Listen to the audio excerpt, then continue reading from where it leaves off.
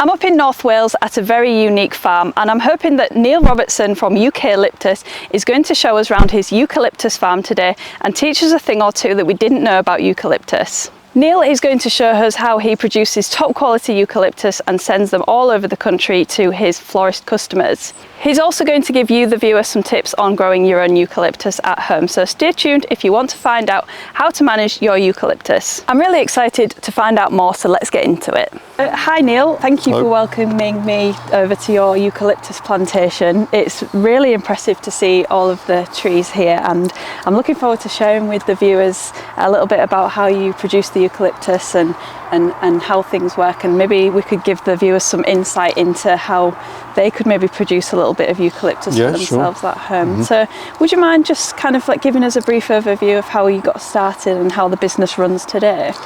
Well, it all started about 50 years ago. My dad, well, in the garden where he was living, they had a eucalyptus tree and a branch blew off in a gale, and his mother told him, take this to a flower shop and they might give you a few quid for it, or a few bob as it was then. Yeah. And I mean, I don't know if he was that keen, but he did it anyway, and he came back thrilled because they had done.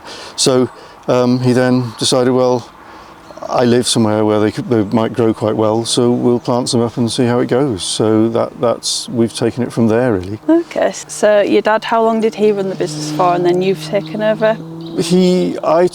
I took over most of it a couple of decades ago.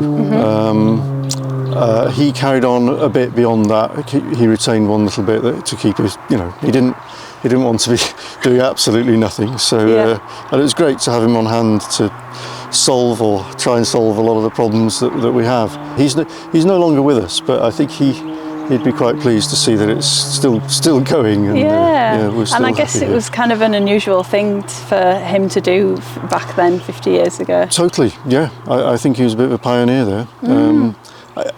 There was a couple of places down maybe in Cornwall and Devon doing a similar thing, but I don't think anyone had thought of doing it this far north because of the cold.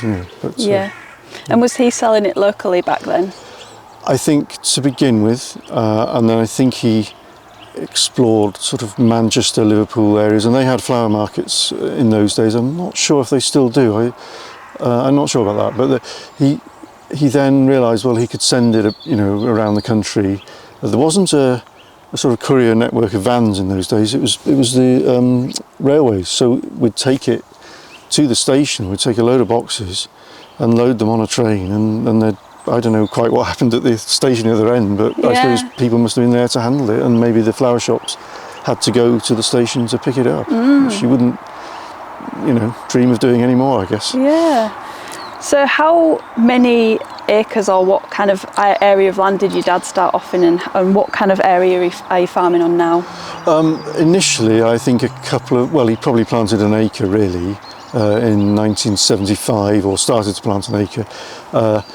And he had, I think he had about an acre and a half to use until the 80s when he moved house, and then he had more land to play with. So now it's, well, I know in hectares, it's a hectare that we have with trees on, and probably half a hectare that is just woodland and headland around about. Yeah. And how many trees does that equate to? Do you keep count of numbers of trees? Yes, when I'm feeling enthusiastic, I might count them all. I haven't counted them all for a while.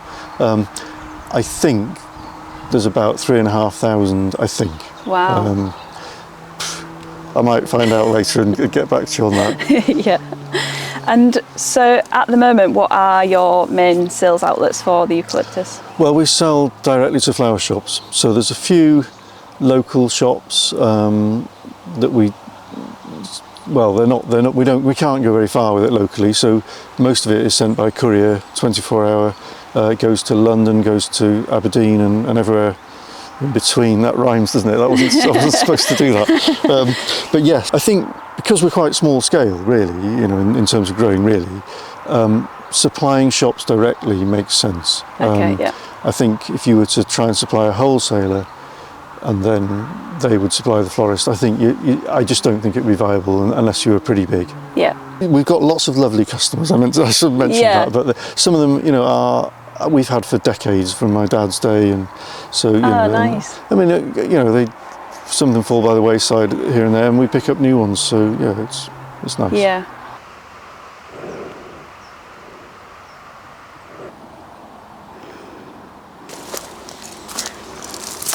So Neil, I wondered if you could sort of talk us through how the annual cycle of eucalyptus production goes. Yes, well, we start harvesting in, well, late October, November, by which time all these bushes will be, well, the tops, I won't be able to reach the tops, they'll be very big and voluminous, there'll be just loads of foliage everywhere.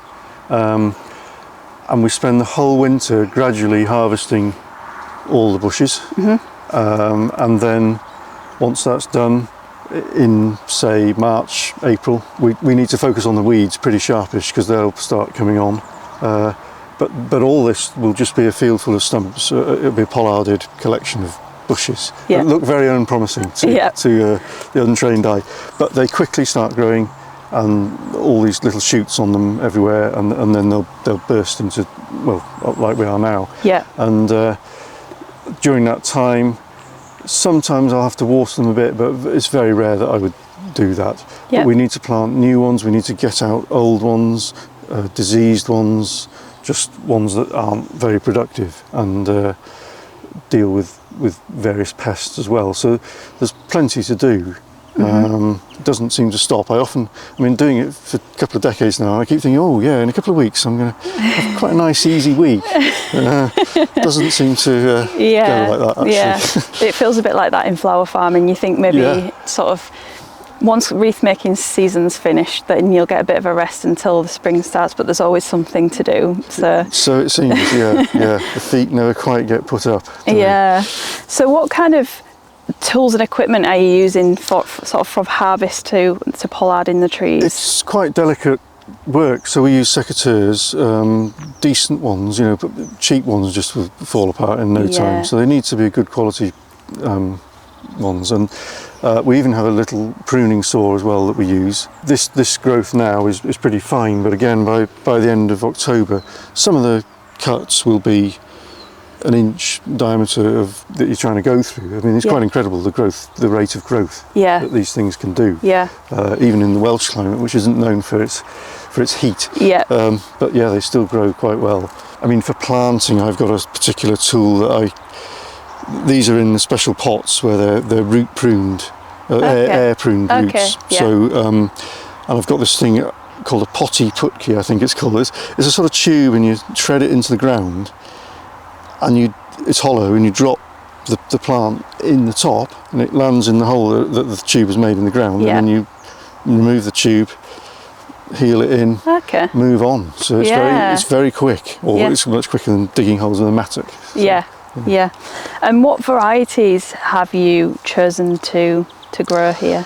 Well, I mean, most of the choices will have been my dad's choices, 50, 40 years ago. Glaucescens is probably the main one, but most of these are actually hybrids in all likelihood.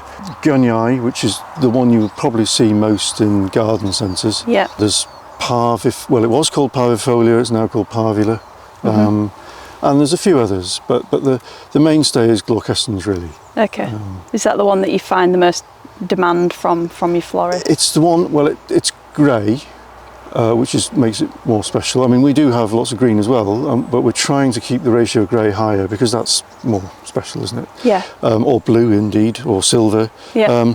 But it's also, in my view, it's the hardiest one. Okay. And they have a very hard life. If you've got eucalyptus in the garden, don't do what I do. I cut them throughout the winter every day. Yeah. If it's raining, there's going to be loads of fungal spores everywhere. It's not, it's not good. I can afford to lose a few every year to disease because that's just, I have to carry on. Yeah. But if you cut your precious only euc in your garden in February, just don't do it. Please don't do it. Wait till a good time. A good time would be, say, March, if you're in a nice dry period with low likelihood of frosts. So over a couple of weeks, hopefully the cuts will heal up and everything will settle, and then it will be able to handle what comes. But yeah, I do it all wrong from that perspective. Yeah, I mean, it seems like you've got quite sort of a very industrious kind of setup here. It's high production. It is, yeah. It's pretty intensive. I've got a few workers part time, and you can hear the secateurs in amongst this. You can't see us, but you can hear the snip going on, and probably the odd curse. But it's pretty hard work, and there's not much daylight when we're harvesting, so we've got to get on with it, and then we take it back to we actually have a basement in the town which we take it down to, and that's where we grade it into different lengths, and we bunch it and put it in water, and we'll cut for a couple more days, and then once we've got enough in there, we'll send it out, and then we tend to have a day off after that, and then we're back to it again. Yeah, so it's a very busy time of year. It certainly is. And of course, if you get to Christmas, Valentine's and Mother's Day, we just don't really stop, and it's all a bit, you're sort of bordering on going a bit mad, I think. Yeah, yeah, because I was thinking that Christmas would maybe be your busiest time of year, but then I sort of forgot about Valentine's Day and Mother's Day, because us British flower farmers don't really fall into the time of year for us to be able to produce things for those two events. Right, yes. But for you, that's great. Because it's a winter crop, yeah. So Mother's Day is probably the biggest of them all, to be honest. And Easter would be sort of a bit bigger than a normal week, but we don't usually get as far as Easter. Usually we finish by then. Okay. And do you have specific rules? I know you said you've got workers, so how do you dictate to them what is a good branch for picking? Well, on the first couple of occasions, we'll often cut trees together, so that they get a feel for what's going on, and they pick it up, and then they're great really, and I occasionally come along and make some rude comments about what they've done, but generally they're very good, and everyone gets along fine and enjoys the work really, I think. Yeah. And so do you have branches that don't make the cut? How would you decide whether it was a good to cut branch or not? Yes, well, they can get certain problems that if they've got, say, a fungal infection, the leaves you'll see problems in the leaf, and we just cannot sell anything that is substandard. The whole point of us is that we're top notch. Yeah. We don't provide any rubbish foliage to anyone, or at least we don't intentionally do so. Yeah. There are various problems that they can have, and another one is they get these insects in the tip of the growth, and that's not very nice. So we've got a lot to look out for, but people can pick it up fairly quick. And of course we cast another eye over it all back in the where we're processing it. So and then we cast another eye over it when we actually pack it up into the boxes. So we've got no excuse really to send any rubbish. Occasionally it happens, and we apologise, but we generally get it right. And that's what we're all about really. Eucalyptus don't like weeds. It interferes with all this lovely low growth. It'll just simply swamp it all, and it'll ruin it, and they don't grow properly either. So controlling weeds is very important, and trying to get away from chemicals is also important. So the two ways we're trying to do that, well, apart from crawling around on our hands and knees pulling the things out, is, like you said, with proper mulch, which this is from a tree surgeon. It's really nice stuff. If you were to buy that in a garden centre or something, you'd be paying a lot of money, but this is a sort of bulk purchase from a tree surgeon who has to get rid of it. So that's almost viable. It's still a lot of money, but it's I'm hoping it's worth doing. It's certainly controlling the weeds, that's for sure. I know there are concerns about nitrogen and mulch stealing that, but eucalyptus doesn't really want too much nitrogen.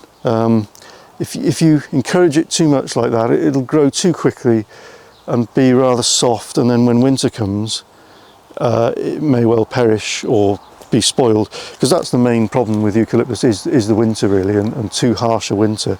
The cardboard, that's a new thing as well. We'd sort of peg it down I collect loads of boxes throughout the year, and it's good because the idea is that it'll be there it'll go on in the spring, and by autumn I'm hoping it will have rotted, and it will therefore not contribute to the waterlogging, because we found with the kind of weed control fabric mulch that we've used before keeps the soil too wet in this place anyway, and that's a bit of a problem. So this should be gone and not be causing a problem.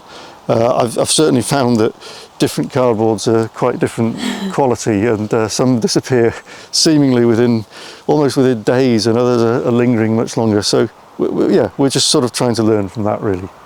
Which of them do you think, I suppose, economics wise for you is the most sustainable option? Because obviously you've mentioned that the wood chip is expensive and you would have to put the cardboard down annually, so what option do you think would be best for you? Well, I think the one that's going to work best is the mulch, the wood chip, because we can do throughout, we can do the lane as well as the row, we just do everything. Whereas the cardboard, it's focusing in on the tree itself, and around it is not controlled. However, the cardboard is free, but then again it's a lot of work putting it down. But the mulch is a heck of a lot of work. I mean, the wood chip mulch is really a lot of work. But we're hoping it'll last, let's say, 3 or 4 years. So we'll do it by section, and eventually have the whole place done, and then we'll return to the original bit and do that again, and so keep a cycle going. And I think, although it costs money, it should help make money, because it will improve the growth. And by reducing the competition from the weeds, by keeping the soil a bit warmer. It's just generally a good thing, I think.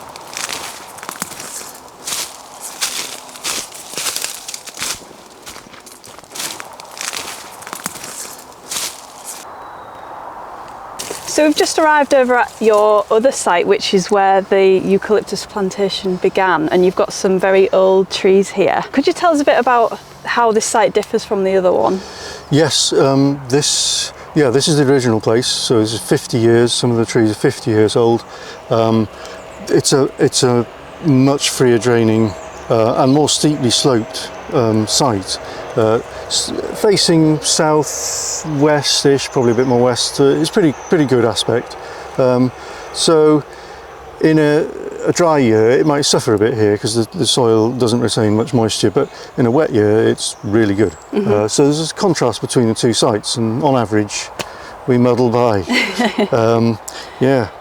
And this area that we're standing in now is where the oldest trees are, is that right? It is, yes. So I'm not sure about this one specifically, but this one is super powerful, and lots of the old ones do tend to be really powerful. I guess they've gradually bulked up over 5 decades.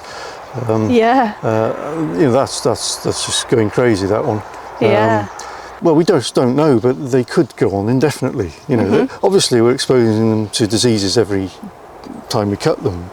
But as long as they don't fall into the trap of any of those, then I think they quite like being pollarded, coppiced, whatever, and they'll come back. Yeah, they're pretty very vigorous trees, aren't they? They seem to put on a good show for you every single year. Yes, well, they're doing well better. Yeah. I'm relying on them. Yes, yeah, they do. Yeah, there's some years are better than others. Yeah. But yeah. Yeah, and you have something else that's a little bit special that's going on at this site. Could you explain a little bit about that? Yeah, the bluebells? we do grow bluebells. Well, when I say we grow them, the place just, when my dad changed this from being a sort of scrub land and a bit of a tip for the house, I think, it just, bluebells just cropped up everywhere. And it's like a monocrop, except the eucalyptus. Yeah. And they're great because they provide a sort of living mulch in the spring. They're suppressing other weeds. Sometimes they're hiding them, which is a bit annoying because then you discover them later. But it's pretty good. Now you're not seeing them here because we've taken them all down, and we harvest the seed. Basically, so we gather a few and empty them into a bucket, and we sell, well, both the seed and the bulbs. Native British bluebell, not hybridised. It's quite a remote site, so there's not. We've got a license to do this. You have to have a license to do it. So a botanist has been and checked everything, and they're native, and that we're isolated enough for them to remain so. So yeah, we that's what we do, and hopefully I can show you some seed a bit later. We might pull a few bulbs out because they're kind of ready now, really. Okay, yeah. But yeah, in spring, it's just an incredible carpet of blue. It's really nice, and you kind of arrive to do some work, and you don't really want to trample it all down. Yeah, I can imagine. Yes, just back on the topic of the bluebells, here's some seed. Very small, very light, dark coloured stuff. We harvest it here, and we produce something like 10-15 kilos of the stuff, and then we sell it, and we plant it as well, or sow it. Yeah, lovely stuff. If you've got a bucket full of that and you push your hand in and run your hand through it and then let it fall through your fingers, it is really lovely. So this tree is 45 years old or thereabouts, totally massive, and that's what they'll do. If you don't cut them like I do all the time, this is how your garden's going to end up, with a beast like that in it, so be warned. It's also quite handy having that because I get seed off them, but sometimes the seed lands in amongst our nice neat rows and lanes, like this one. So we have a volunteer here, yeah, sort of in the way, but nice, so it stays. So Neil, something I was unaware of is that eucalyptus can also be pinched, and that is common practice in flower farming. It's something that we do to encourage the plants to produce more flowers eventually. And could you just explain to us how it works with eucalyptus? Yeah, sure. I mean, we're not encouraging more flowers. In this case, we're encouraging simply more volume of foliage. So this here has been pinched there. Let's say 2 or 3 weeks ago, the very tip was removed and it forked like that, and it can happen again. So at the very tip here, and I'm actually going to do it now because it's ready, but I'll just with my thumb and finger remove carefully the end growth, and so we have the 2 instead of 1, or sometimes 3 instead of 1. They're not only in pairs, they can sprout in 3s, and then let's say in another couple of weeks that will be up here, and I may, depending on the tree, I may pinch it yet again. Some trees can take a lot of pinching, some can't, and you have to be very careful, because if you overdo it you end up with lots of this. At harvest time you've got loads that are forking right at the very end, and that's not what we're looking for. Yeah. So you can devalue the crop if you don't get it right, as I have learned. So what time of year would you be doing that, and is there a cut-off point for stopping doing that? We say, it's arbitrary really, but we sort of say the cut-off point is the 11th of August. But I do go beyond that. I know the trees very well, so some of them I just know there's plenty more growth in that one, so I'll take it. But then some years, yeah, I do regret having continued a bit too far. It's interesting because I have pollarded my trees before, and I've had these tall stems on them, and I haven't really known what to do. They're not particularly useful, so actually being able to make them more branching is great. So that's a really good little tip. Yeah, well, get pinching, and this is the time of year for it, so you better get back. Yeah. Neil had already given us lots of great tips on eucalyptus growing, but I asked him next if he had any specific tips for home gardeners, starting with which variety might be the best choice. Well, the one you'll see in most garden centres is gunyai, which is often pretty hardy, but the hardiest one, as far as we can tell, is glaucescens, but you're unlikely to see it. If you go to a specialist nursery, there's one in Worcestershire called Grafton Nurseries. They've got all kinds of species. They won a gold medal at Chelsea Flower Show for a display. I think they know what they're doing, basically. So I would recommend that you go there. And their website tells you about all the species anyway. But yeah, cold tolerance is the main thing I'd be looking for. It's particularly if I was in the east of the country. Yeah. I'd be quite concerned about that, to be honest. Yeah. You know, I lose trees every year. That's inevitable, but it's only a small fraction of what I've got. Yeah. But if you've only got one in your garden and you lose it, that's pretty devastating, isn't it? So, yeah, and what makes it more, is there anything that they could do to protect the tree over winter, or is it just kind of luck of the draw? I never have done. I mean, I suppose because of the scale of it, I just can't even consider it. But people do put fleece over plants, don't they? And they spray them with water. And there's something to do with the latent heat of freezing or some such thing. I don't quite know. But I think they do it in vineyards and things. Yeah. So I think there's ways. Maybe pick a spot in the garden that's more sheltered, from frost. Don't put them in a frost hollow. Don't put them in a bog either. You know, they don't want to be waterlogged. But they love sun. On the other hand, so so there's a few things to think about. But I would say, the main consideration is avoiding heavy frosts, if possible. Yeah. I mean, just make sure you've looked after the tree as much as you can. If it's needed feeding, feed it. But they tend not to need much nitrogen. But you'll be cutting it. Again, I think we mentioned earlier about the time of year for cutting them and the risk of disease. So pick your time carefully. Is what I'd say about that. Yeah, so ideally dry conditions. Yes, and remaining dry for some time. I know that's not a bit impossible for you to do when you've got so much of it to harvest. And in Britain, it's not, well, in this part of Britain anyway, as in Wales, it's not known for the lack of rain. Yeah.